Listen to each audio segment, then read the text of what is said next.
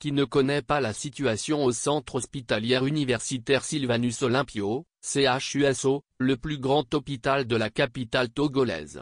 Les témoignages des patients, notamment des femmes enceintes qui accouchent à même le sol, arrivent dans notre rédaction presque tous les jours. France 24 n'a montré que ce que tout Togolais avisé connaît déjà. Toutefois, les réactions du directeur général de l'hôpital et du président de la Haute Autorité de l'Audiovisuel et de la Communication, HAC, ne surprennent guère. Le reportage de France 24 a abondamment circulé sur les réseaux sociaux. On y voit des femmes enceintes couchées à même le sol dans le plus grand hôpital du pays, et d'autres en travail qui ne trouvent pas d'agents de santé pour s'occuper d'elles comme il se doit.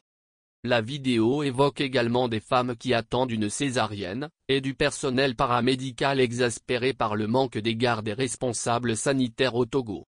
Plus besoin de revenir sur la situation chaotique présentée par ce média. Le CHUSO est un centre de santé qui, depuis plusieurs années, manque de tout, personnel, matériel de travail, etc. Il est devenu un mouroir pour les populations. La presse en a beaucoup parlé, et les populations ont lancé des cris d'alarme sur le drame qui se joue dans cet hôpital, mais personne ne semble lever le petit doigt pour corriger la situation, ne serait-ce que doter ce centre de santé de matériel élémentaire pour sauver des vies. 24 heures après ce reportage, le ministre de la Santé a pris une décision accordant une prime de 30 000 FCFA au personnel paramédical pour son dévouement, arrêté interministériel N-206/2024 MSHPMF du 26 juin 2024.